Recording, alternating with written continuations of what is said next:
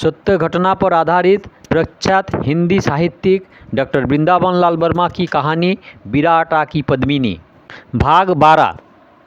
कुंजर सिंह ने अपने सब आदमी इकट्ठा करके सिंधु नदी के और उत्तर वाले छोटे फाटक के आसपास फैला दिए और इन्हें अपनी स्थिति समझा दी। ये लोग बहुत नहीं थे परंतु आज्ञाकारी थे। इतना करके अलीमर्दान के पास गया। नवाब साहब, कुंजर सिंह ने साधारण शिष्टाचार के साथ कहा, लोचन सिंह का विरोध बड़ी सावधानी और कड़ाई के साथ करना पड़ेगा। उस सरीखा रणशूर और रणचतुर कठिनाई से कहीं और मिलेगा जरूर होगा। अलीमर्दान में रुखाई के साथ कहा, जब दुश्मन उसके बखान करते हैं तो ऐसा ही होगा और इनमें कोई संदेह नहीं है कि देवी सिंह के सेना में हम लोग जैसे काहिल बहुत कम होंगे।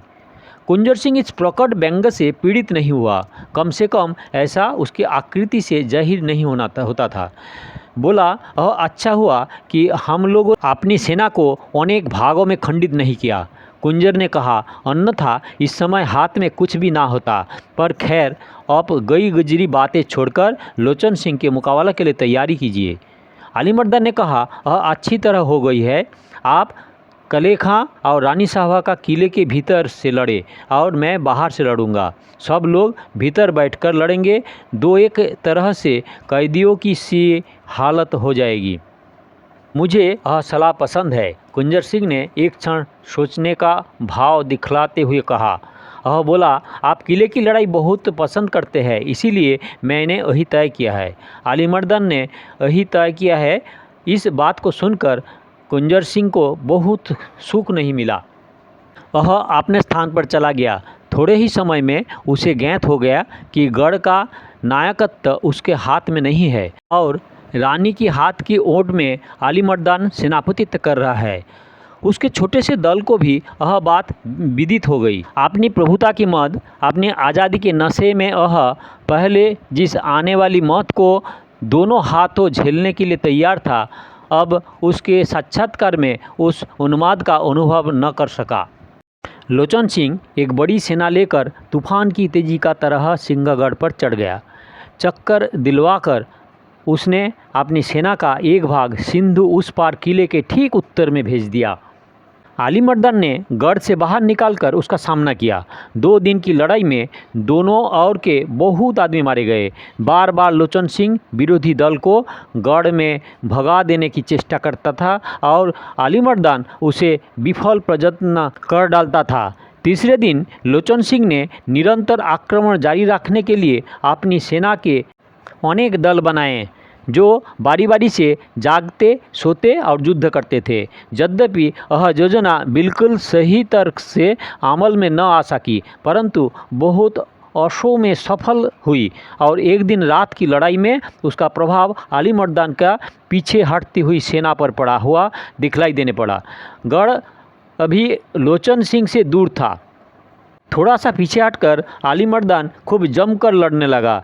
दिन भर बहुत जोर की लड़ाई हुई। संध्या से जरा पहले उसकी कुल सेना दाएं बाएं कटकर बहुत तेज़ी के साथ लड़ते लड़ते भाग गए। आध मील पश्चिम और पूर्व दिशाओं में भागने के बाद दूर पर एक जगह इकट्ठी होने लगी। इस आकस्मिक दौड़ धूप में लोचन सिंह की सेना भी तितर बितर हो गए। अंधेरा हो जाने के कारण दूर तक पीछा न कर सकी और लौट पड़ी। अलीमर्दान की सेना ने थोड़ी दूर पर सामने इकट्ठा होकर गोलाबारी शुरू कर दी, परंतु थोड़ी ही घड़ी बाद शांत हो गई। लोचन सिंह को समझ में रहस्य न आया। थोड़ी देर सोचने के बाद उसने निश्चय किया कि अलीमर्दान किले में जा घुसा है, परंतु सामने कहीं कहीं आग का प्रकाश देखकर उसका भ्रम दूर हो गया। विश्राम प्राप्त दल को लेकर उसने तुरंत हमला करने का निश्चय किया।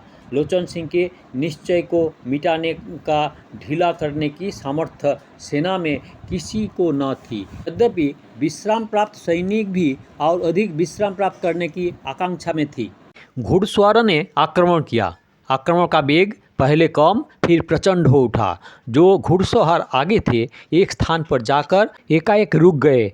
एक बार की चिल्लाए, मत बढ़ो, धोखा है। और बहुत से सवारों का चित्कार और घोड़ों की मरमाहत होने का स्वर सुनाई पड़ा।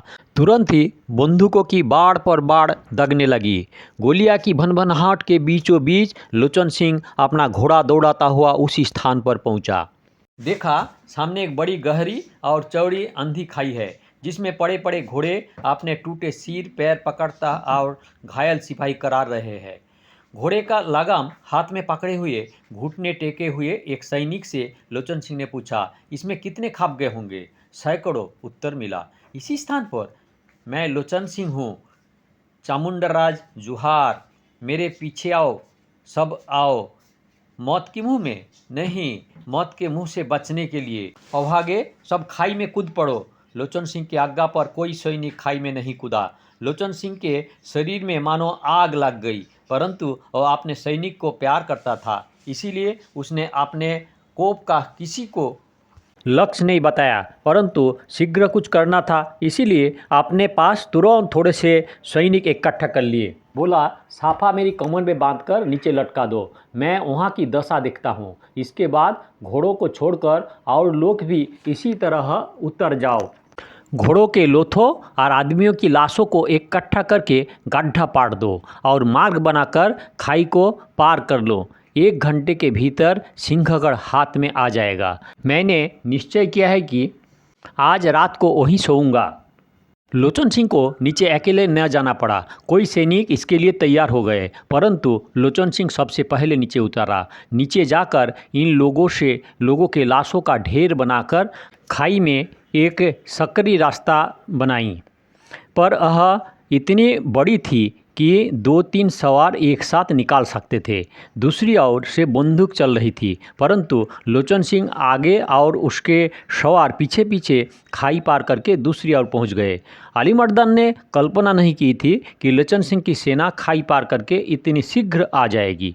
उसने इस खाई के पश्चिमी तथा पूर्वीय सिरों पर व्यूह बना लिया था और बीच की पंथ को जरा पीछे हटाकर जमा किया था। सिरे वाली टुकड़िया ने उसके बंधे हुए इशारा पर काम नहीं कर पाया, नहीं तो जिस समय आरंभ में ही लोचन सिंह के बहुत से योद्धा खाई में गिरी और शोर हुआ, सिरे वाली टुकड़िया इन पर दोनों ओर से हमला कर देती और लोचन सिंह की सेना एक का एक बहुत बड़ा भाग बहुत थोड़ी देर में नष्ट हो जाता।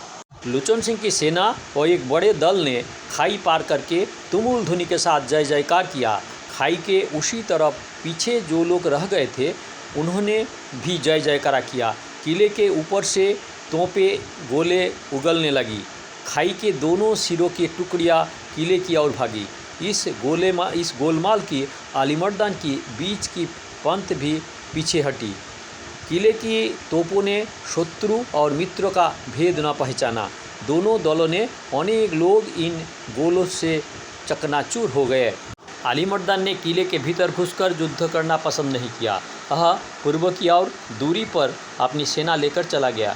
यद्यपि वह चतुराई के साथ पीछे हटने में बड़ा दक्ष था, परंतु इस लड़ाई में उसका बहुत नुकसान हुआ।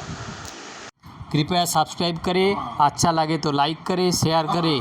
विराटा का पद्मिनी की शुरू से देखना है तो काकन बस में जाके वीडियो देखें। अगले भाग देखने के लिए इंतज़ार करें।